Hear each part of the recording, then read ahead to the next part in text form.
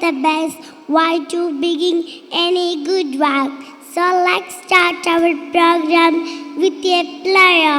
I kindly invite Shafiq for the prayer. Assalamu alaikum. أعوذ بالله من الشيطان الرجيم.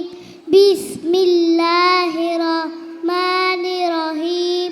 الحمد لله رب العالمين الرحمن الرحيم مالك يوم الدين إياك نعبد وإياك نستعين اهدنا الصراط المستقيم صراط الذين أنعمت عليهم غير المغضوب عليهم ولا الله